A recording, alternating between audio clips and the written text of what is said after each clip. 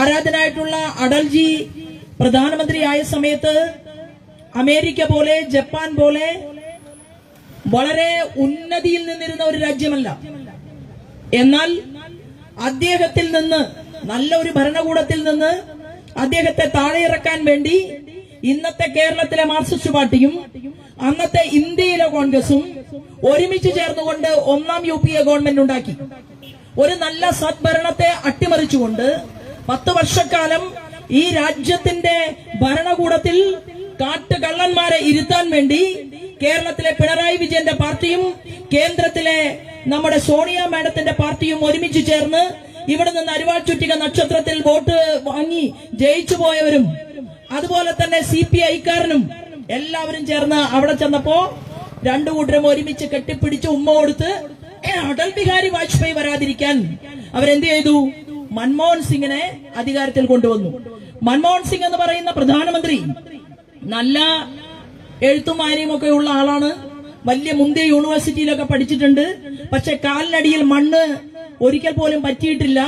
അങ്ങനെ ഒരു വലിയ ബിരുദധാരിയായിട്ടുള്ള മൻമോഹൻ സിംഗിന് എക്കണോമിക്സിൽ, അതായത് സാമ്പത്തിക ശാസ്ത്രത്തിൽ നല്ല ഡിഗ്രികളൊക്കെ ഉണ്ടായിരുന്നെങ്കിലും ഒരു പാവ പോലെ ശ്രീമതി സോണിയ പറയുന്ന സ്ഥലത്ത് മാത്രം ഒപ്പിടുകയും സോണിയ മാഡം പറയുന്ന ചർച്ചയ്ക്ക് മാത്രം പോവുകയും ചെയ്തുകൊണ്ട് ലോകം കണ്ട ഏറ്റവും വീര്യം കുറഞ്ഞ ഈ രാജ്യത്തിന്റെ കാര്യങ്ങൾ ലോകരാജ്യങ്ങളിലെ നയതന്ത്ര പ്രതിനിധികളുമായി സംസാരിക്കാൻ അറിയാത്ത ഒരു പ്രധാനമന്ത്രിയാക്കി ആ പാവ പ്രധാനമന്ത്രിയെ മാറ്റി എന്നുള്ളതാണ്.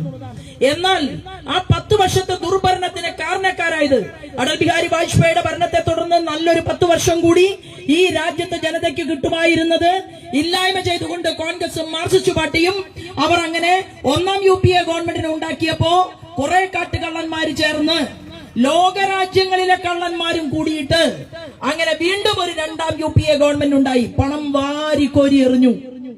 രണ്ടാം UPA ഗവൺമെന്റ് അധികാരത്തിൽ വന്നു. 10 വർഷം എന്റെയും നിങ്ങളുടെയും നഷ്ടപ്പെട്ടു.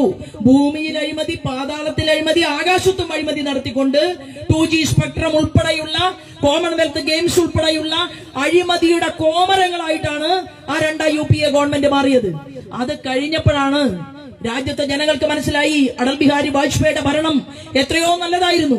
പാവപ്പെട്ടവർക്ക് വേണ്ടി കുടിവെള്ളം കൊടുക്കുന്ന പദ്ധതിയും റോഡിൽ വഴിയോരത്ത് താമസിക്കുന്നവരെ മക്കളില്ലെങ്കിൽ അവരെ സംരക്ഷിക്കാൻ വേണ്ടി അന്നപൂർണ പദ്ധതി കൊണ്ടുവരണമെന്നും അന്ത്യോദയ പദ്ധതി കൊണ്ടുവരണമെന്നും തീരുമാനമെടുത്ത ആളുകളുടെ കുട്ടികൾ, പാവപ്പെട്ട കുട്ടികൾ പഠിക്കുന്ന സർക്കാർ സ്കൂളിലേക്ക് സർവശിക്ഷ അഭിയാന്റെ രൂപത്തിൽ കോടിക്കണക്കിന് രൂപ കൊടുക്കണമെന്ന് ആഗ്രഹിച്ച ആരാധനായിട്ടുള്ള അടൽ ബിഹാരി വാജ്പേയിയുടെ ഭരണം എത്ര സുന്ദരമായിരുന്നുവെന്ന് രാജ്യം മനസ്സിലാക്കി. രാജ്യത്തെ ബഹുഭൂരിപക്ഷം വരുന്ന ജനത ആ സമയത്ത് വലിയ സംസ്ഥാനമായിട്ടുള്ള ഗുജറാത്തിലെ മുഖ്യമന്ത്രിയെ ഉറ്റുനോക്കി. ആ ഗുജറാത്തിലെ മുഖ്യമന്ത്രിയുടെ പേര് ശ്രീമാൻ നരേന്ദ്രമോദി എന്നായിരുന്നു. ഗുജറാത്തിൽ ഒരു വട്ടമല്ല, 2 വട്ടമല്ല ഹാട്രിക് വിജയം നേടിക്കൊണ്ട് ഗുജറാത്തിന്റെ മുഖ്യമന്ത്രി പദവിയിലേക്ക് ഞങ്ങൾക്ക് ശ്രീമാൻ നരേന്ദ്രമോദിയെ മാത്രം മതി എന്ന് ആ ഗുജറാത്തിലെ ജനത 2 കൈയും പൊക്കി വന്ദേമാതരം വിളിച്ചുകൊണ്ട് ഞങ്ങൾക്ക് ഈ മനുഷ്യനെ വേണമെന്ന് പറഞ്ഞപ്പോ ഈ മഹാഭാരതം, നമ്മുടെ രാജ്യം, ഈ രാജ്യത്തിലെ മുഴുവൻ സംസ്ഥാനങ്ങളിലെയും കക്ഷി രാഷ്ട്രീയത്തിന് അതീതമായി ജനത പറഞ്ഞു, ഞങ്ങൾക്ക് ഗുജറാത്തിന്റെ മുഖ്യമന്ത്രിയായിട്ടല്ല നരേന്ദ്രമോദിയെ വേണ്ടത്, നരേന്ദ്രമോദിയെ ഈ രാജ്യത്തിന്റെ പ്രധാനമന്ത്രിയായിട്ട് വേണമെന്ന് പറഞ്ഞ് നമോ മോദി എന്ന് വിളിച്ച് ആളുകൾ മോദിജിയുടെ പിറകിൽ അണിനിരന്നു. ഭാരതീയ ജനതാ പാർട്ടിയുടെ അഖിലേന്ത്യാ കമ്മിറ്റി യോഗം ചേർന്നില്ല. ഭാരതീയ ജനതാ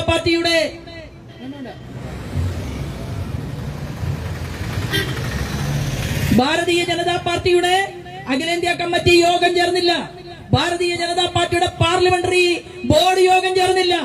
ജനങ്ങൾ തീരുമാനിച്ചു, ഞങ്ങൾക്ക് നരേന്ദ്രമോദി മതി ഇന്ത്യയുടെ പ്രധാനമന്ത്രി എന്ന് തീരുമാനിച്ചപ്പോ ആ മനുഷ്യൻ ഈ രാജ്യത്തിന്റെ പ്രധാനമന്ത്രിയാകുന്ന കാഴ്ച ഞാനും നിങ്ങളും കണ്ടു. ഞാനിത് സൂചിപ്പിക്കുന്നത്, ജനങ്ങൾ ഇപ്പൊ ഇന്ന് നമ്മളെ കോളനിയില് SC വിഭാഗത്തിൽപ്പെട്ട പാവപ്പെട്ടവർക്ക് കുടിവെള്ളം കൊടുത്തുവെങ്കിൽ ആ കുടിവെള്ളം കൊടുത്തതിന് നേതൃത്വം കൊടുത്ത ഭാരതീയ ജനതാ പാർട്ടിയുടെ നേതൃനിരയിൽ പ്രവർത്തിക്കുന്നവരെ ആ മനുഷ്യർ ഹൃദയത്തിൽ വെക്കും. അവര് പറയും, ഞങ്ങൾക്ക് ഭാരതീയ ജനതാ പാർട്ടിയുടെ നേതൃത്വത്തിൽ പഞ്ചായത്തിൽ ഭരണമുണ്ടാകണമെന്ന് പറയാൻ ആർജവത്തോടുകൂടി ഈ പ്രദേശത്തെ ജനത തയ്യാറാകും. കാരണം അടിസ്ഥാനപരമായിട്ട് മനുഷ്യർക്ക് വേണ്ടത് അവരുടെ വികസനമാണ്.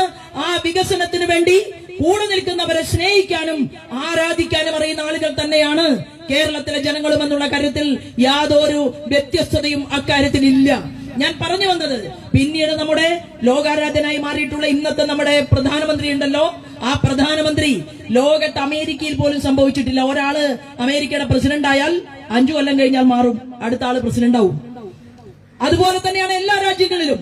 എന്നാൽ ചരിത്രത്തിന്റെ ഒരു കുടുംബത്തിന്റെ ഭാഗത്തു നിന്ന് കോൺഗ്രസുകാര് ഞങ്ങൾക്ക് നെഹ്റു കുടുംബത്തിൽ നിന്ന് മാത്രം, സോണിയ മാഡത്തിന്റെ ആ പഴയ ആളുകളുണ്ടല്ലോ, അവരുടെ കുടുംബത്തിൽ നിന്ന് മാത്രം പ്രധാനമന്ത്രി മതി എന്ന് തീരുമാനമെടുക്കുന്ന കാലത്തല്ലാതെ ഈ ആധുനിക ഭാരതത്തിൽ ഒരിക്കൽ പോലും 2 തവണ ഒരാൾ രാജ്യത്തിന്റെ പ്രധാനമന്ത്രി പദവിയിലേക്ക് കടന്നു വന്നിട്ടില്ല. എന്നാൽ അമേരിക്കയിലെ ഹിഡൻബർഗ് വരെ ഇറങ്ങി നരേന്ദ്രമോദിയെ ഭാരത രാജ്യത്തിന്റെ പ്രധാനമന്ത്രി പദവിയിൽ നിന്ന് മാറ്റാൻ ഹിഡൻബർഗിനെ പോലെയുള്ള ആളുകൾ, ലോക കോടീശ്വരന്മാർ, അവരിറങ്ങി പണം മുടക്കി. ഇന്ത്യയിലെ മുള്ളും മുരുക്കും മൂർക്കം പാമ്പും ഉൾപ്പെടെയുള്ള NDAയുടെ അപ്പുറത്തു നിൽക്കുന്ന ഇന്ത്യ മുന്നണിക്കാരിൽ പലരും അവരുടെ പണത്തിന്റെ പങ്ക് പറ്റി ഇന്ത്യയുടെ പ്രധാനമന്ത്രി പദവിയിലേക്ക് ഭാരതീയ ജനതാ പാർട്ടിയുടെ ആളുകൾ വിജയിച്ചു വന്ന് ശ്രീമാൻ നരേന്ദ്രമോദിയെ സെലക്ട് ചെയ്യപ്പെടാതിരിക്കാൻ വേണ്ടി ഒരു വലിയ ഗൂഢമായിട്ടുള്ള തന്ത്രം ഈ രാജ്യത്ത് ഒരുക്കഴിച്ചിട്ടും നമ്മുടെ മോദിജി തന്നെ 3ാമതും ഈ രാജ്യത്തിന്റെ പ്രധാനമന്ത്രിയായി. കോവിഡ് വന്നു, ലോകരാജ്യങ്ങൾക്ക് ഞാൻ നേരത്തെ സൂചിപ്പിച്ച വാക്സിൻ കൊടുക്കാൻ അദ്ദേഹം തീരുമാനമെടുത്തു. നമുക്കെതിരെ യുദ്ധത്തിന് വേണ്ടി നിൽക്കുന്ന പാകിസ്ഥാനോടും പറഞ്ഞു, നിങ്ങളുടെ മനുഷ്യരും ജീവിക്കണം. ആ പാകിസ്ഥാനിലെ മനുഷ്യർക്കും കൊടുത്തു കോവിഡ് വാക്സിൻ. അഫ്ഗാനിസ്ഥാനിലേക്കും കൊടുത്തു, ബംഗ്ലാദേശിലേക്കും കൊടുത്തു, ഭൂട്ടാനിലേക്കും കൊടുത്തു, ബർമയിലേക്കും കൊടുത്തു. വികസിത രാജ്യങ്ങൾക്ക് വരെ ഇന്ത്യയിൽ നിന്ന് കോവിഡ് വാക്സിൻ കൊടുത്തുകൊണ്ട് ലോകത്തിന്റെ പ്രതിനിധിയായി ശ്രീമാൻ നരേന്ദ്രമോദി മാറി. ഇവിടെ നമ്മളൊക്കെ നടന്നു പോകുമ്പോ പോകുന്ന BJP-ക്കാര് ഹിന്ദുത്വവാദികളാണ് എന്ന് പറഞ്ഞ് കളിയാക്കുന്ന കുറെ ആളുകളുണ്ട്. അവർക്ക് മനസ്സിലാവാൻ സാധിച്ചു, ജാതിക്കും മതത്തിനും വർഗത്തിനും വർണ്ണത്തിനും അതീതമായി കൊണ്ടാണ് ശ്രീമാൻ നരേന്ദ്രമോദിയും ഭാരതീയ ജനതാ പാർട്ടിയുടെ നേതൃനിരയിൽ പ്രവർത്തിക്കുന്നവരും ഈ കേരളത്തിലും ഭാരതത്തിന്റെ വിവിധ സംസ്ഥാനങ്ങളിലും പ്രവർത്തിച്ചുകൊണ്ട് മുന്നോട്ട് പോകുന്നത്. നമ്മൾ ഭാരതീയ ഹിന്ദു പാർട്ടി അല്ല, നമ്മൾ ഭാരതീയ ജനതാ പാർട്ടിയാണ്. ഈ ഭാരതത്തിലെ ജനങ്ങളുടെ പാർട്ടിയാണ്. ആ ഭാരതത്തിലെ ജനങ്ങളുടെ പാർട്ടിയായിട്ടുള്ള നമ്മുടെ BJP-യെ, ആ BJP-യുടെ ഏതെങ്കിലും ഒരു പഞ്ചായത്ത് പ്രസിഡന്റോ ഒരു MLA-യോ ഒരു MP-യോ നമുക്കുണ്ടാകുന്നതിന് മുൻപാണ് എന്നേക്കാൾ മുതിർന്ന എത്രയോ ആളുകൾ ഈ സദസ്സിൽ ഇരിക്കുന്നുണ്ട്. അതുപോലെ തന്നെ നമുക്ക് എല്ലാവർക്കും അറിയാം, നമ്മൾ പതിറ്റാണ്ടുകൾ പ്രവർത്തിച്ചു ഈ പാർട്ടിയെ മുന്നോട്ട് കൊണ്ടുവരാൻ. നമുക്ക് എന്ത് നഷ്ടങ്ങൾ ഉണ്ടാകുമെന്ന് നമ്മൾ ആലോചിച്ചില്ല, ചിന്തിച്ചില്ല. നമുക്ക് എന്ത് നേട്ടമുണ്ടാകുമെന്ന് നമ്മൾ ചിന്തിച്ചില്ല. ഒരൊറ്റ ചിന്തയെ നമുക്കുണ്ടായിരുന്നുള്ളൂ, ഇത് ജനനിയാണ്, ഇത് ജന്മഭൂമിയാണ്, ഈ ഭാരതം എന്ന് പറയുന്നത് എന്റെയും നിങ്ങളുടെയും ഹൃദയമാണ് എന്നുള്ള സ്വപ്നത്തോടു കൂടിയിട്ടാണ് നമ്മൾ ഇന്ത്യ മഹാരാജ്യത്ത് മുന്നോട്ട് പോയത്. നമുക്ക് പ്രധാനമന്ത്രി ഉണ്ടായി, നമുക്ക് 16 സംസ്ഥാനങ്ങളിൽ മുഖ്യമന്ത്രിമാർ, ഭാരതീയ ജനതാ പാർട്ടിയുടെ മുഖ്യമന്ത്രിമാരാണ് ഇന്ന് രാജ്യത്തിരിക്കുന്നത്. 4 സംസ്ഥാനങ്ങളിൽ NDAയുടെ മുന്നണിയുടെ നേതൃനിരയിൽപ്പെട്ട ആളുകൾ ഈ രാജ്യത്തിന്റെ വിവിധ സംസ്ഥാനങ്ങൾക്ക് 4 സംസ്ഥാനങ്ങൾക്ക് നേതൃത്വം കൊടുക്കുകയാണ്. 20 മുഖ്യമന്ത്രിമാരുള്ള ഒരു വലിയ പാർട്ടിയാണ് ഭാരതീയ ജനതാ പാർട്ടി. ആ പാർട്ടിയോടാണ് ആര് മുട്ടുന്നത്? കേരളത്തിലെ KC വേണുഗോപാലിന്റെ പാർട്ടിയും പിണറായി വിജയന്റെ പാർട്ടിയും രഹസ്യമായി ഇന്ത്യ മുന്നണിയായിട്ട് നമ്മളോട് ഏറ്റുമുട്ടുന്നത്. ആ സമയത്താണ് നമ്മോട് ആഭ്യന്തര വകുപ്പ് മന്ത്രി അമിത്ഷാജി പറഞ്ഞിട്ടുള്ളത്, ഈ കേരളത്തിലും നമുക്ക് മുഖ്യമന്ത്രി വേണം, ഈ കേരളത്തിലും നമുക്ക് ഡബിൾ എഞ്ചിൻ സർക്കാർ ഉണ്ടാകണം. ചെങ്കോട്ടയിൽ ആരാധനായിട്ടുള്ള ഇന്ത്യയുടെ പ്രധാനമന്ത്രി ഒരു പദ്ധതി പ്രഖ്യാപിച്ചാൽ ആ പദ്ധതി 24 മണിക്കൂറിനുള്ളിൽ അവിടെ സ്വിച്ചിട്ടാൽ കേരളത്തിലും സ്വിച്ചിടുന്ന, ആ പദ്ധതിക്ക് നേതൃത്വം കൊടുക്കുന്ന ഒരു NDAയുടെ മുഖ്യമന്ത്രി കേരളത്തിലും ഉണ്ടാകണം. അപ്പോൾ മാത്രമേ മനുഷ്യർക്ക് കുടിവെള്ളം കിട്ടൂ, അവരുടെ വികസനം സാധ്യമാകൂ എന്ന് ഈ രാജ്യത്തിന്റെ പ്രൈം മിനിസ്റ്റർ വിശ്വസിക്കുന്ന, ഹോം മിനിസ്റ്റർ വിശ്വസിക്കുന്ന പാർട്ടിയുടെ യോഗങ്ങളിൽ, ദേശീയ നിർവാഹക സമിതി യോഗങ്ങളിൽ നമുക്ക് നിർദ്ദേശം കിട്ടിയിട്ടുണ്ടെങ്കിൽ അതിന്റെ തുടക്കം എന്നുള്ള രീതിയിൽ, അതിന്റെ തുടർച്ച എന്നുള്ള രീതിയിലാണ് നമ്മൾ കേരളത്തിൽ മുന്നോട്ട് പോകുന്നത്. നമ്മൾ കേരളത്തിൽ മുന്നോട്ട് പോയപ്പോഴോ 20% വോട്ടാണ് ഇന്ന് ഭാരതീയ ജനതാ പാർട്ടിയുടെ പെട്ടിയിലുള്ളത്. കഴിഞ്ഞ പാർലമെന്റ് തെരഞ്ഞെടുപ്പിൽ 20% വോട്ട് കിട്ടിയ എത്ര പാർട്ടി കേരളത്തിലുണ്ട്? കഴിഞ്ഞ പാർലമെന്റ് തെരഞ്ഞെടുപ്പിൽ കോൺഗ്രസിന് എത്ര ഉയർച്ചയുണ്ടായി? നിങ്ങൾ ഏതെങ്കിലും ഒരു പാർലമെന്റ് മണ്ഡലത്തിൽ വളർന്നോ? അവര് വളർന്നില്ല, ജയിച്ചിട്ടുണ്ട്. എന്നാൽ നമുക്ക് പറയാൻ സാധിക്കും, നമ്മൾ കണ്ണൂരിലും വളർന്നു, നമ്മൾ തിരുവനന്തപുരത്തും ആറ്റിങ്ങലും ആലപ്പുഴയിലും തൃശൂരിലും ഭാരതീയ ജനതാ പാർട്ടി നമ്പർ 1 പാർട്ടിയായിട്ട് നമുക്ക് മാറാൻ സാധിച്ചുവെങ്കിൽ അത് കർമ്മധീരരായിട്ടുള്ള ഭാരതീയ ജനതാ പാർട്ടിയുടെ പ്രവർത്തകന്മാരുടെ അക്ഷീണമായിട്ടുള്ള പരിശ്രമം കൊണ്ടാണ്. ഗാലറിയിൽ നിന്ന് കളി കണ്ടാൽ മതി എന്നാണ് സുരേഷ് ഗോപിയോട് പറഞ്ഞത്.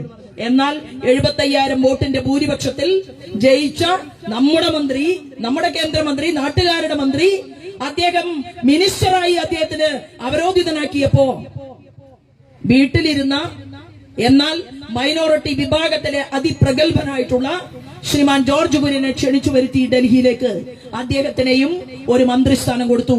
അദ്ദേഹത്തിന്റെ മന്ത്രിസ്ഥാനം ചെറുതാണോ? അദ്ദേഹം എത്രയോ നന്നായി കാര്യങ്ങൾ ചെയ്യുകയാണ്. 1860 കോടി രൂപ ദേശീയ തലത്തിൽ നിന്ന് വാങ്ങിക്കൊണ്ടുവന്ന് കേരളത്തിലെ ഫിഷറീസ് മേഖലയ്ക്ക് വേണ്ടി കൊടുത്തു കഴിഞ്ഞു. നമ്മുടെ മന്ത്രിയെ കുറിച്ച് ഞാൻ പറയേണ്ട കാര്യമില്ല. അദ്ദേഹം തന്നെ തൃശൂർ പേരൂരിന്റെ മണ്ണിൽ പറഞ്ഞു, ഞാൻ റെയിൽവേ സ്റ്റേഷനെ ഇന്റർനാഷണൽ നിലവാരത്തിലേക്ക് ഉയർത്തും, വ്യോമയാന മേഖലകളിൽ കാണുന്നത് പോലെയുള്ള അതിനൂതന സൗകര്യങ്ങൾ ഞാൻ തൃശൂരിൽ ഉണ്ടാക്കും. എന്നാൽ പദ്ധതികൾക്ക് കോടികൾ വാങ്ങിക്കൊണ്ടുവന്ന് ആ കോടികൾ ജനങ്ങളിലേക്ക് കൊടുക്കാൻ പറയാൻ മാത്രമേ കേന്ദ്രമന്ത്രിക്ക് സാധിക്കൂ. കേന്ദ്രമന്ത്രി പറയുന്ന കാര്യങ്ങൾ പ്രാവർത്തികമാക്കണമെങ്കിൽ MLA-മാർ വേണം. വേണ്ടേ? കേരളത്തിൽ MLA-മാരുണ്ടോ? കേരള നിയമസഭയിൽ ഭാരതീയ ജനതാ പാർട്ടിക്ക് MLA-മാരില്ലാതായി പോയത് കഴിവുള്ളവർ മത്സരിക്കാത്തത് കൊണ്ടല്ല. കഴിവുള്ളവർ മത്സരിക്കുകയും കഴിവുള്ളവർ 2ാം സ്ഥാനത്ത് നിർത്തുകയും ചെയ്തു. ഇവിടുത്തെ കോൺഗ്രസുകാരനും മാർക്സിസ്റ്റുകാരനും ഒരുമിച്ച് ചേർന്നുകൊണ്ട് പാലക്കാട് തോൽപ്പിച്ചു, കഴക്കൂട്ടത്ത് തോൽപ്പിച്ചു, മഞ്ചേശ്വരത്ത് തോൽപ്പിച്ചു, നേമത്ത് തോൽപ്പിച്ചു, വട്ടിയൂർക്കാവിൽ തോൽപ്പിച്ചു, മലമ്പുഴയിൽ തോൽപ്പിച്ചു. 7 പേരെ കഴിഞ്ഞ അസംബ്ലി തെരഞ്ഞെടുപ്പിൽ 2ാം സ്ഥാനത്ത് വന്നു. കോൺഗ്രസും മാർക്സിസ്റ്റ് പാർട്ടിയും ഒരുമിച്ച് ചേർന്നുകൊണ്ട് ഞങ്ങളെ 2ാം സ്ഥാനത്താക്കിയപ്പോ കേരള നിയമസഭയിൽ കുറെ കള്ളന്മാർ കയറി കൂടി. ഇന്ന് എന്താ നടക്കുന്നത്? ഇന്ന് കേരളത്തിൽ ഭരണകൂടത്തിന് ബുദ്ധിമുട്ടുണ്ടാകുമ്പോൾ നല്ല പ്രസംഗം നടത്തും, എന്നാൽ നിയമപരമായ ഒരു കാര്യത്തിലും ഇടപെടാത്ത ഒരു പ്രതിപക്ഷം. പിണറായി വിജയൻ ആജീവനാന്തകാലം കേരളത്തിന്റെ മുഖ്യമന്ത്രിയാകട്ടെ എന്ന് പ്രാർത്ഥിക്കുന്ന ഒരു പ്രതിപക്ഷം. അതാണ് ഇന്ത്യൻ നാഷണൽ കോൺഗ്രസ്. അവർക്ക് പറയാൻ സാധിക്കുന്നില്ല, അവർക്ക് ഇവിടത്തെ നെറുകേടിനെ കുറിച്ച് ചോദ്യം ചെയ്യാൻ സാധിക്കുന്നില്ല. നേരത്തെ പറഞ്ഞല്ലോ, അതിദാരിദ്ര്യത്തിൽ നിന്ന് കേരളം വിമുക്തമായി എന്ന് പറഞ്ഞുകൊണ്ട് പത്രത്തിൽ കോടിക്കണക്കിന് രൂപയുടെ പരസ്യം കൊടുക്കുന്ന പിണറായി വിജയന്റെ പാറപ്പുറത്തും പാവപ്പെട്ടവൻ ജീവിക്കുകയാണ്. ഒരു നേരത്തെ ഗതിയില്ലാതെ, ഭക്ഷണത്തിന് ഗതിയില്ലാതെ സൗജന്യമായി കൊടുക്കുന്ന ധാന്യം വാങ്ങുന്നവരാരാണ്? നോക്കാൻ മക്കളില്ലാത്തവരാണ്, സാധാരണക്കാരനാണ്. അവരൊന്നുമില്ലാതെ ദരിദ്രന്മാരുടെ പട്ടികയിൽ കിടക്കുമ്പോ പെട്ടെന്നൊരു സുപ്രഭാതത്തിൽ ഒരു പ്രഖ്യാപനം നടത്തുകയാണ് പിണറായി വിജയൻ. എന്താ പ്രഖ്യാപനം? ഇവിടെ ആരും ദരിദ്രന്മാരില്ല. പിണറായി വിജയൻ മാറോല കൊടുത്താൽ ദാരിദ്ര്യം മാറുമോ? ഇല്ല. പക്ഷേ ഇവിടെ ദരിദ്രന്മാരുടെ കണക്ക് പറയാൻ ഒരു ദിവസം പത്രസമ്മേളനം വിളിച്ചു കഴിഞ്ഞാൽ കേരള നിയമസഭയില് മുട്ടിലിഴയുന്ന ഇന്ത്യൻ നാഷണൽ കോൺഗ്രസിന്റെ നേതാക്കന്മാരുടെ നിരുത്തരവാദപരമായിട്ടുള്ള സമീപനം കൊണ്ടാണ് ആരാധനായ നരേന്ദ്രമോദി കൊടുത്തതിന്റെ കണക്ക് ചോദിക്കാൻ പറ്റാത്തത്. ആരാ അരി കൊടുക്കുന്നത്? ആരാ ഇത്? കിറ്റ്. ഇവിടെ കിറ്റ് കൊടുക്കുന്നുണ്ട്, പാവപ്പെട്ടവനെ നോക്കുന്നുണ്ട്. ഇവിടുത്തെ പൊതുവിതരണ മേഖലയിൽ നിന്ന് അരി കിട്ടുന്നുണ്ട്, ഗോതമ്പ് കിട്ടുന്നുണ്ട്. കൊടുക്കുന്നത് നരേന്ദ്രമോദിയാണ്. കിറ്റിനുള്ള ഒരു തുണി കുടുംബശ്രീയിൽ അമ്മമാരെ കൊണ്ട് തയ്പ്പിച്ചെടുക്കാൻ പോലും സാധിക്കാത്ത ഈ പിണറായി വിജയന്റെ ആളുകൾ തമിഴ്നാട്ടിൽ പോയിട്ട് തുണി വാങ്ങിക്കൊണ്ടുവന്ന് ആ സഞ്ചിയിൽ നരേന്ദ്രമോദി കൊടുക്കുന്ന ഈ ഉൽപ്പന്നങ്ങൾ കൊടുത്ത് പാവപ്പെട്ടവൻ അവന്റെ വീട്ടിൽ കൊണ്ടുപോയി കഞ്ഞി വെച്ച് കുടിച്ചിട്ട് കേരളത്തെ ദാരിദ്ര്യ നിർമ്മാർജ്ജനം ചെയ്തു എന്ന് പറയാൻ നാണവും മാനവുമില്ലാത്ത ഒരു തീവട്ടി കൊള്ളക്കാരനാണ് ഈ കേരളത്തിന്റെ ഭരണകൂടത്തിന് നേതൃത്വം നൽകുന്ന കേരളത്തിന്റെ മുഖ്യമന്ത്രി പിണറായി വിജയൻ എന്നുള്ളത് ഓരോ വീടുകളിലും കയറിക്കൊണ്ട് നമ്മൾ ഓരോരുത്തരും പറയണം. എന്നിട്ട് ചോദിക്കണം, എവിടെ പോയി കേരളത്തിലെ അമ്പലങ്ങളിലെ സ്വത്ത്? എന്തിനാണ് അമ്പലത്തിൽ ദേവസ്വം ബോർഡ് പ്രസിഡന്റിന്റെ നേതൃത്വത്തിൽ, ദേവസ്വം വകുപ്പ് മന്ത്രിയുടെ നേതൃത്വത്തിൽ ശബരിമലയിൽ മാത്രമല്ല കളവ് നടന്നിട്ടുള്ളത്? 51 മഹാക്ഷേത്രങ്ങൾ പരിശോധിക്കപ്പെടണം. 51 മഹാക്ഷേത്രങ്ങളിലെയും സ്വർണവും വെള്ളിയും കാണിക്കയും നഷ്ടപ്പെട്ടിട്ടുണ്ട്. അതിനാണ് ദേശീയ ഏജൻസി വരണം എന്ന് ആവശ്യപ്പെട്ടത്. എന്തേ ഒരു പ്രതിപക്ഷ നേതാവ് മിണ്ടിയാൽ കേസ് കൊടുക്കാൻ പോകുന്ന ബഹുമാനപ്പെട്ട രമേശ് ചെന്നിത്തല എന്തേ ഹൈക്കോടതിയെ സമീപിക്കാത്തത്? ക്ഷേത്രങ്ങളിലെ ആഭരണം നഷ്ടപ്പെട്ടതിന്, ക്ഷേത്രങ്ങളിലെ സ്വർണം നഷ്ടപ്പെട്ടതിന് നിങ്ങൾ പദയാത്ര നടത്തിയല്ലോ. നിങ്ങൾക്കറിയില്ലേ, CBI വരണമെങ്കിൽ കോടതിയിൽ പോകണം. ആര് പോകണം? ഒന്നുകിൽ മുഖ്യമന്ത്രി പ്രതിപക്ഷവും ചേർന്ന് തീരുമാനമെടുക്കണം. CBI വിളിച്ചു വരുത്തണം, അതല്ലെങ്കിൽ കോടതി ആവശ്യപ്പെടണം. എന്തേ ഇവിടെ നിന്ന് അങ്ങോട്ട് പദയാത്ര നടത്താൻ തീരുമാനിച്ച ഈ കിങ്ങിണിക്കുട്ടന്മാർ നിങ്ങൾ എല്ലാവരും ചേർന്ന് ഏതെങ്കിലും ഒരുത്തൻ കേരള ഹൈക്കോടതിയിൽ നിങ്ങൾ കേസ് ഫയൽ ചെയ്യാത്തതെന്താ? കാരണം നിങ്ങൾ ചക്കിയും ചങ്കരനും കളിക്കുകയാണ്. നിങ്ങൾ ഒന്നാണ്. നിങ്ങൾക്ക് അവിടെ നിന്ന് സോണിയ മാഡം വിളിച്ചു പറയും. ആരോട്? KC വേണുഗോപാലിനോട്. വേണുഗോപാലെ, പിണറായി വിജയനെ തട്ടിയും മുട്ടിയും ഒക്കെ നിന്നാ മതി, കാരണം നമ്മൾ ദേശീയ തലത്തിൽ ഒന്നാണ്. അപ്പുറത്ത് സ്റ്റാലിനുണ്ട് തമിഴ്നാട്ടില്. സ്റ്റാലിന് ചെറിയൊരു മര്യാദയുണ്ട്. എന്താണെന്നറിയുമോ? സ്റ്റാലിന്റെ ഉറയിലിട്ട വാള് ഊരി കൊടുക്കാൻ വേണ്ടി പോയ ആളാണ് നമ്മുടെ പിണറായി വിജയൻ, അല്ലെ? പക്ഷെ സ്റ്റാലിൻ അവിടെ ആപ്പിൾ ഫോണിന്റെ കമ്പനി തുടങ്ങുന്നു, അവിടെ ടെക്നോളജി വികസിപ്പിക്കുന്നു, അവിടെ നരേന്ദ്രമോദിയുടെ എല്ലാ വകുപ്പുകളിൽ നിന്നും പണം കൊണ്ടുവരുന്നു, അവിടെ ആളുകൾക്ക് തൊഴിൽ കൊടുക്കുന്നു. വിഴിഞ്ഞം പോർട്ട് കേരളത്തിൽ കൊണ്ടുവന്ന വലിയ കോടിക്കണക്കിന് രൂപയുടെ സാമ്പത്തിക മുന്നേറ്റത്തിന് സാധ്യതയുള്ള ആ വിഴിഞ്ഞം തുറമുഖത്തിന് വേണ്ടിയിട്ട് ജനങ്ങൾ സൗജന്യമായിട്ട് ഏക്കർ കണക്കിന് ഭൂമി കൊടുക്കാമെന്ന് കേരളത്തിന്റെ മുഖ്യമന്ത്രി പിണറായി വിജയനോട് പറഞ്ഞിട്ട് 10 ഏക്കർ സ്ഥലം പോലും ഏറ്റെടുക്കാൻ സാധിക്കാത്ത പിണറായി വിജയൻ കേരളത്തിൽ നോക്കുകുത്തിയായിരിക്കുമ്പോ സ്റ്റാലിൻ 2000 ഏക്കർ അക്വയർ ചെയ്തുകൊണ്ട് അവിടെ വരുന്ന ലോകോത്തര കപ്പലുകളിൽ നിന്ന്, ആ കപ്പലുകളിൽ നിന്നുള്ള സാങ്കേതിക സംവിധാനത്തെയും ചരക്ക് നീക്കത്തിനും വേണ്ടി തമിഴ്നാടിന് ഉപയോഗപ്പെടുത്താൻ പോകുന്നുവെന്നുള്ള ദുഃഖകരമായിട്ടുള്ള വാർത്ത. നമുക്ക് ദുഃഖമാണത്. രാജ്യത്തിന് നേട്ടമുണ്ട്, തമിഴ്നാട്ടിലെ സ്റ്റാലിന് നേട്ടമുണ്ട്. എന്നാൽ കേരളത്തിലെ ജനങ്ങൾക്ക് കിട്ടിയ അന്താരാഷ്ട്ര നിലവാരമുള്ള ആ വിഴിഞ്ഞം പോർട്ടിന്റെ സാധ്യതകൾ ഉപയോഗപ്പെടുത്താൻ, ലക്ഷക്കണക്കിന് മനുഷ്യർക്ക് തൊഴിൽ കിട്ടാൻ സാധ്യതയുള്ള സംവിധാനത്തെ ഉപയോഗപ്പെടുത്താൻ സാധിക്കാത്ത, സ്വർണത്തോട് മാത്രം ഭ്രാന്തുള്ള, ബിരിയാണി ചെമ്പിൽ സ്വർണം ഇറക്കാൻ സ്വപ്ന സുരേഷിനെ കൂട്ടുപിടിച്ച, ഈത്തപ്പഴത്തിന്റെ കുരു മാറ്റിയിട്ട് അവരെ സ്വർണ്ണക്കുരു വെച്ച് സ്വർണമിറക്കാൻ വേണ്ടി മലപ്പുറത്തെ മുൻമന്ത്രി ജലീലിനെ കൂട്ടുപിടിച്ച, അത് കഴിഞ്ഞപ്പോ സകല ക്ഷേത്രങ്ങളിലെയും സ്വർണം അടിച്ചു മാറ്റാൻ വേണ്ടിയിട്ട് കടകംപള്ളി സുരേന്ദ്രനെയും ഇപ്പോഴത്തെ ദേവസ്വം വകുപ്പ് മന്ത്രി വാസവനെയും കൂട്ടുപിടിച്ച ഈ കേരളത്തിന്റെ മുഖ്യമന്ത്രിക്ക് സാധാരണക്കാരനെ കുറിച്ച് ഒരു ചിന്തയുമില്ല എന്നുള്ളതാണ്. ഇപ്പോ പെൻഷൻ തുക വർദ്ധിപ്പിച്ചിട്ടുണ്ട്. എത്ര നാള് കിട്ടും?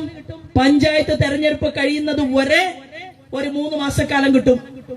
കഴിഞ്ഞാൽ ഉടൻ 1 മാസവും കിട്ടും. അത് കഴിഞ്ഞാൽ നിർത്തും. പാവപ്പെട്ടവനെ പറ്റിച്ചുകൊണ്ട് അവർക്ക് പെൻഷൻ കൂട്ടിക്കൊടുക്കുമെന്ന് പറഞ്ഞ് സാധാരണക്കാരനെ കബളിപ്പിക്കുന്ന ഈ കേരളത്തിന്റെ ഈ മുഖ്യമന്ത്രിയും ഇവിടുത്തെ പ്രതിപക്ഷത്തിനും ബദലായിക്കൊണ്ട് ഭാരതീയ ജനതാ പാർട്ടിക്ക് ഇവിടെ നിന്ന് താമരപ്പൂക്കൾ വിജയിപ്പിച്ചെടുത്തുകൊണ്ട് 75,000 വോട്ടിന്റെ ഭൂരിപക്ഷത്തിൽ ജയിച്ച ശ്രീമാൻ സുരേഷ് ഗോപിയുടെ നാട്ടിൽ നിന്ന് കുറെ ആളുകൾ MLA-മാരായി കേരളം നിയമസഭയ്ക്കകത്ത് വരാൻ പോകുന്ന നാളുകളിൽ ഉണ്ടാകുമെന്നുള്ളതിന്റെ ദൃഢപ്രതിജ്ഞ എടുത്തുകൊണ്ട് വാർഡുകളിൽ മെമ്പർ ഓഫ് പഞ്ചായത്ത്, ആരെ? ഒരു പാർലമെന്റേറിയനെ പോലെ തന്നെ പ്രാധാന്യമുള്ളതാണ് ഒരു മെമ്പർ. ആ മെമ്പറുടെ പണി എന്ന് പറഞ്ഞാൽ 24 മണിക്കൂറിൽ 18 മണിക്കൂറും ജനങ്ങൾക്കിടയിൽ പ്രവർത്തിക്കാൻ സന്നദ്ധരായിട്ടുള്ള വാർഡ് തല മെമ്പർമാരെ സൃഷ്ടിച്ചെടുത്തുകൊണ്ട് പഞ്ചായത്ത് പ്രസിഡന്റുമാരായിട്ട് നമ്മൾ മാറണം. എല്ലാ ജനങ്ങളോടും 300ഓളം പദ്ധതികൾ നരേന്ദ്രമോദി നടപ്പിലാക്കിയത് അവരുടെ വീടുകളിലേക്ക് കിട്ടുന്നുണ്ടോ എന്ന് ചോദിക്കണം. അവരുടെ വീട്ടിൽ ഒരു കുഞ്ഞു കുട്ടി ജനിച്ചാൽ സുകന്യാ സമൃദ്ധി പദ്ധതി കിട്ടിയോ ചോദിക്കണം. ഒരു മനുഷ്യൻ സാധാരണ രീതിയിൽ മരണപ്പെട്ടാൽ അദ്ദേഹത്തിന്റെ വീട്ടിലേക്ക് 4 ലക്ഷം രൂപ കിട്ടുന്ന ഇൻഷുറൻസ് പദ്ധതിയിൽ 3 ഇൻഷുറൻസ് പദ്ധതികൾ ചേർന്ന് അംഗമായിട്ടുണ്ടോ എന്ന് പരിശോധിക്കണം. അതുപോലെ തന്നെ startup India, standup India, make in India തുടങ്ങിയിട്ടുള്ള പദ്ധതികളിൽ നമ്മുടെ കുട്ടികൾ പണിയെടുക്കുന്നുണ്ടോ അന്വേഷിക്കണം. കൊച്ചിൻ ഷിപ്പ്യാർഡിനകത്ത് ലോകോത്തര നിലവാരത്തിൽ കപ്പൽ നിർമ്മിക്കുകയാണ് നമ്മുടെ കുട്ടികൾ. ആ കപ്പലിന് വില പറയാൻ വേണ്ടി അമേരിക്കയും ജപ്പാനും വരികയാണ്. പ്രതിരോധ മേഖലയ്ക്ക് വേണ്ടി നമ്മൾ ഉണ്ടാക്കുന്ന യുദ്ധോപകരണങ്ങൾ വാങ്ങാൻ ലോകത്തിന്റെ വിവിധ പ്രദേശങ്ങളിലെ വലിയ വലിയ ആളുകൾ കാത്തു നിൽക്കുകയാണ്. മോദി അധികാരത്തിൽ വരുമ്പോൾ 10 രാജ്യങ്ങൾ സാമ്പത്തികമായി നമ്മളെക്കാൾ മുന്നിലായിരുന്നു. നമ്മള് 11ാമനായിരുന്നു. ഇപ്പൊ നമ്മുടെ രാജ്യത്തിന്റെ സാമ്പത്തിക മേഖലയുടെ വളർച്ചാ നിരക്ക് നമ്മൾ 4ാം സ്ഥാനത്ത് നിൽക്കുന്നു. ബാക്കി എല്ലാവരും പിന്തള്ളപ്പെട്ടു കഴിഞ്ഞു. ഇനിയും നരേന്ദ്രമോദിയുടെ അധികാരത്തിൽ ഈ രാജ്യം മുന്നോട്ട് പോകുമ്പോൾ ഭാരതീയ ജനതാ പാർട്ടി നേതൃത്വം നൽകുന്ന ഭരണകൂടം ഈ രാജ്യത്ത് ആവർത്തിക്കപ്പെടുമ്പോ നമ്മൾ അമേരിക്കയോടും ജപ്പാനോടും കിടപിടിക്കുമെന്നുള്ളത് ലോകത്തിന്റെ ഏറ്റവും വലിയ ഫിനാൻസ് ഇൻസ്റ്റിറ്റ്യൂട്ട് പ്രഖ്യാപിച്ചു കഴിഞ്ഞ സമയത്താണ് G20യുടെ ഭാഗമായി ക്യാപ്റ്റൻ സ്ഥാനമേറ്റെടുത്തുകൊണ്ട് നമ്മുടെ ആരാധനായിട്ടുള്ള നരേന്ദ്രമോദിജി നിൽക്കുന്നത് എന്നുള്ള യാഥാർത്ഥ്യത്തെ മനസ്സിലാക്കിക്കൊണ്ട് അദ്ദേഹത്തിന്റെ പ്രവർത്തനങ്ങൾക്ക് ഒരു ബിഗ് സല്യൂട്ട് കൊടുത്തുകൊണ്ടാണ് ഇരിങ്ങാലക്കുടയിൽ ഈ തൃശൂർ ജില്ലയുടെ അധ്യക്ഷനായിട്ട് നമ്മുടെ പ്രിയപ്പെട്ട ശ്രീകുമാർജി അദ്ദേഹത്തിന് ഈ ചുമതലാബോധത്തിൽ അല്ലെങ്കിൽ ചുമതലയിൽ എത്താൻ സാധിച്ചത്. ആൾക്കൊരാഗ്രഹവും ഉണ്ടായിരുന്നില്ല. ഞാൻ ഉൾപ്പെടെയുള്ള എത്രയോ ആളുകൾ ആവശ്യപ്പെട്ടിട്ടാണ് ശ്രീകുമാർജി ആ കസേരയിൽ കയറിയിരുന്നത്. നമുക്ക് ആവശ്യമുണ്ട് ശ്രീകുമാർജിയെ. കാരണം എന്താണ്? ഒരു പാവപ്പെട്ടവന് ഒരു ബുദ്ധിമുട്ട് വന്നാൽ, സാധാരണക്കാരന് ഒരു പ്രശ്നമുണ്ടായാൽ, ഒരു സ്ത്രീക്ക് ഒരു പ്രശ്നമുണ്ടായാൽ അത് വീട്ടിലെ സഹോദരനെ പോലെ ചെയ്തു തീർക്കാൻ തന്റെ ഇടമുള്ള, എതിർഭാഗത്ത് മാർക്സിസ്റ്റ് പാർട്ടിയുടെ കത്തിയും കടാറയും കാണിച്ച് ഭീഷണിപ്പെടുത്തിയാൽ അവനെതിരെ അങ്ങനെ നട്ടെല്ലാം നിവർത്തി നിൽക്കാൻ തന്റെ ഇടമുള്ള ഒരാളെ ഈ ശ്രീകുമാർജിയെ നമ്മൾ ഈ കസേരയിൽ ഇരുത്തിയിട്ടുള്ളത്, അദ്ദേഹത്തോട് ഇരിക്കണമെന്ന് ആവശ്യപ്പെട്ടിട്ടുള്ളത് ഇവിടെ നിരവധിയായിട്ട് ജനപ്രതിനിധികളെ സൃഷ്ടിക്കാനും MLA-മാരെ സൃഷ്ടിക്കാനും അദ്ദേഹത്തിന്റെ പ്രവർത്തനം കൊണ്ട് സാധ്യമാകും എന്നുള്ളത് കൊണ്ടാണ്. അതെങ്ങനെ സാധ്യമാകും? നിങ്ങളാണ് സേനാപതികൾ, നിങ്ങളാണ് ശ്രീകുമാർജിയുടെ സേനാപതികൾ. സേനാപതി ശക്തനാണെങ്കിൽ രാജാവ് യുദ്ധത്തിൽ ജയിക്കും. സേനാപതി ശക്തനാണ് എന്ന് മനസ്സിലാക്കി കൊടുക്കാനുള്ള ഒരവസരമാണ് ഈ പഞ്ചായത്ത് തെരഞ്ഞെടുപ്പിലൂടെ തൃശൂർ ജില്ലയ്ക്ക് കിട്ടിയിട്ടുള്ളത്. ആ ശക്തി പ്രകടനം കണ്ട് പഞ്ചായത്ത് തെരഞ്ഞെടുപ്പിന് ശേഷം ഇതുപോലൊരു മൈക്കിൽ സംസാരിക്കണമെന്ന് എനിക്ക് ആഗ്രഹമുണ്ട്. ആ ആഗ്രഹം പങ്കുവെച്ചുകൊണ്ടാണ് ഞാൻ നിങ്ങൾക്കിടയിൽ ഇവിടെ നിൽക്കുന്നത്. തീർച്ചയായിട്ടും നമുക്ക് മാറാത്തത് മാറും എന്നാണ് നമ്മുടെ ആരാധനായിട്ടുള്ള സംസ്ഥാന പ്രസിഡന്റ് മുന്നോട്ട് വെച്ചിട്ടുള്ള മുദ്രാവാക്യം. മാറാത്തത് കേരളത്തിലെ മനുഷ്യരുടെ മനസ്സല്ല, മാറാത്തത് ഇവിടത്തെ അഴിമതിക്കാരായിട്ടുള്ള മനുഷ്യരുടെ പ്രവർത്തനമാണ്. അത് മാറ്റാനാണ് ഞാനും നിങ്ങളും ഉൾപ്പെടെയുള്ള ആളുകളുള്ളത്. ഇപ്പൊ നമ്മൾ കേട്ടില്ലേ, ഞാൻ നിങ്ങളോടൊക്കെ പറഞ്ഞു റിപ്പോർട്ടർ ചാനൽ വെക്കണ്ട, അത് കാണണ്ട, അത് കള്ളന്റെ ചാനലാണ്. ഞാൻ പത്രസമ്മേളനം നടത്തി പറഞ്ഞപ്പോ കേരളത്തിലെ പലരും അതൊരു വെല്ലുവിളിയോടുകൂടിയാണ് സ്വീകരിച്ചത്. ഞാൻ എന്റെ സുപ്രീം കോടതിയായിട്ടുള്ള ഗുരുവായൂരപ്പന്റെ മുന്നില് ഒരു കത്ത് കൊടുത്തു. ആ കത്ത് കൊടുത്തപ്പോ കേവലം ഒരു കൊല്ലം തേങ്ങില്ല, അതിനു മുൻപ് ആൻഡോ വെറും കള്ളനല്ല ആനക്കള്ളനാണ് എന്ന് കേരളത്തിലെ ജനങ്ങൾക്ക് ബോധ്യപ്പെട്ടു. മെസ്സിയെ കൊണ്ടുവരാൻ വേണ്ടി പോയി. മെസ്സിക്ക് ഇംഗ്ലീഷ് അറിയില്ല, മെസ്സി ഹിന്ദി സംസാരിക്കില്ല, മെസ്സി സ്പാനിഷ് ഭാഷ മാത്രമേ സംസാരിക്കൂ. ആ മെസ്സിയുമായിട്ട് സംസാരിക്കാതെ മെസ്സിയുമായിട്ട് ഡിസ്കഷൻ നടത്തി എന്ന് കേരളത്തിലെ ജനങ്ങളെ ബോധ്യപ്പെടുത്തിക്കൊണ്ട് എനിക്കും നിങ്ങൾക്കും അവകാശപ്പെട്ട കോടിക്കണക്കിന് രൂപ വിലയുള്ള അന്താരാഷ്ട്ര നിലവാരത്തിൽ ഉയർത്താൻ സാധിക്കുന്ന സ്റ്റേഡിയം അത് ആൻഡോയ്ക്ക് പതിച്ചു കൊടുക്കുക. പിന്നെ അയ്യപ്പന്റെ സ്വർണം അത് മുരാരി ബാബുവിന് പതിച്ചു കൊടുക്കുക. അങ്ങനെ കള്ളന്മാരുടെ കൂട്ടിയിരിപ്പുകാരായിട്ട് ഇവിടുത്തെ കോടീശ്വരന്മാര് മാറുമ്പോൾ നമ്മൾ തീരുമാനമെടുക്കേണ്ടത് ബഹിഷ്കരിക്കേണ്ടവരെ ബഹിഷ്കരിക്കണം. സംസ്ഥാന അധ്യക്ഷനോട് ചൊറിഞ്ഞു. സംസ്ഥാന അധ്യക്ഷൻ ആരാണ്? പഴയ BPL കമ്പനിയുടെ മുതലാളിയാണ്. ടാറ്റയ്ക്കും ബിർളയ്ക്കും അദാനിക്കും ഈ രാജ്യത്തെ ബിസിനസ് നടത്താമെങ്കിൽ നമ്മുടെ സംസ്ഥാന അധ്യക്ഷന് ബിസിനസ് നടത്താം. അദ്ദേഹത്തിനെതിരെ ഇല്ലാത്ത കഥകൾ പറഞ്ഞപ്പോ അദ്ദേഹം 100 കോടി രൂപയ്ക്ക് നഷ്ടപരിഹാരത്തിന് കേസ് കൊടുത്തിരിക്കുകയാണ്. ഞാൻ സൂചന നൽകിയത് ഈ നാട്ടിൽ ഒരു വിഭാഗം വരുന്ന മാധ്യമങ്ങൾ നമുക്കെതിരാണ്. അതുകൊണ്ട് നിങ്ങളാണ് മാധ്യമങ്ങളുടെ ദൗത്യം ഏറ്റെടുത്തുകൊണ്ട് മുന്നോട്ട് പോകേണ്ടത്. ആ ദൗത്യം ഏറ്റെടുത്തുകൊണ്ട് നമ്മൾ നമ്മുടെ നോട്ടീസുകൾ, ലഘുലേഖകൾ അത് വീടുകൾക്കകത്തേക്ക് എത്തിച്ചു കൊടുത്തുകൊണ്ട് മാളയിൽ ഒരു വലിയ മാറ്റത്തിന് നേതൃത്വം കൊടുക്കണം എന്ന് അഭ്യർത്ഥിച്ചുകൊണ്ട് എന്നെ കണ്ടതിനും എനിക്കിവിടെ നൽകിയ സ്വീകരണത്തിനും ഹൃദയപൂർവ്വം നന്ദി അറിയിച്ചുകൊണ്ട് ഞാൻ ഈ യോഗം ഔപചാരികമായിട്ട് ഉദ്ഘാടനം ചെയ്തതായിട്ട് പ്രഖ്യാപിക്കുന്നു. അവിടെ കുടിവെള്ള പദ്ധതി കൊടുത്തത് മിസ്റ്റർ വിപിനാണ്. ശ്രീകുമാർജി ആവശ്യപ്പെട്ടു, അഭ്യർത്ഥിച്ചു. വിപിൻ അതിന് തയ്യാറായി. വിപിൻ ജില്ലയുടെ നേതാവാണ്. അപ്പൊ വിപിന് അത് ചെയ്യേണ്ട ഒരു സാഹചര്യം ഉണ്ടായത്, വിപിന് പോക്കറ്റിൽ നിന്ന് പൈസ എടുക്കേണ്ട സാഹചര്യം ഉണ്ടായത്, ജൽനിധി പദ്ധതി രാജ്യം മുഴുവൻ കാട്ടുകള്ളനായിട്ടുള്ള ലല്ലുവിന്റെ നാട്ടിൽ പോലും, ബീഹാറിൽ പോലും 96% ജൽനിധി പദ്ധതിയുടെ ഫണ്ടും വാങ്ങി അവിടുത്തെ ജനങ്ങൾക്ക് കുടിവെള്ളം കൊടുക്കാൻ പരിശ്രമിക്കുമ്പോ കേരളത്തിലെ പിണറായി വിജയനും ഇവിടത്തെ കോൺഗ്രസുകാരും കണ്ണടച്ചിരുട്ടാക്കിക്കൊണ്ട് 56% നാട്ടിലേക്ക് മാത്രമാണ് കുടിവെള്ള പദ്ധതി നടപ്പിലാക്കുന്നത്. ബാക്കി പണമെല്ലാം ലാപ്സാക്കി കളഞ്ഞ ഒരു കേരളത്തിൽ ഭാരതീയ ജനതാ പാർട്ടിക്കാർക്ക് ഒട്ടേറെ കഷ്ടപ്പെടേണ്ടി വരുമെന്നുള്ള കാര്യത്തിൽ ഒരു തർക്കവും വേണ്ട. എന്നാൽ അതൊരു ദൗത്യമായിട്ട് ഏറ്റെടുക്കുക. ഇതെല്ലാം തന്നെ വിപിനെ പോലെയുള്ള ആളുകൾക്ക് ഞങ്ങൾ തിരിച്ചു തരുന്നുണ്ട്. കാരണം ഡബിൾ എഞ്ചിൻ സർക്കാരിനെ ഉണ്ടാക്കാൻ ഞാൻ ഉൾപ്പെടെയുള്ള സംസ്ഥാന നേതാക്കൾക്ക് ബാധ്യതയുണ്ട് എന്ന് വിശ്വസിച്ചുകൊണ്ടാണ് ഈ വേദിയിൽ നിന്ന് നമ്മൾ പിരിഞ്ഞു പോകുന്നത്. എല്ലാവർക്കും ഹൃദയപൂർവ്വം നന്ദി, നമസ്കാരം. വന്ദേ മാതരം.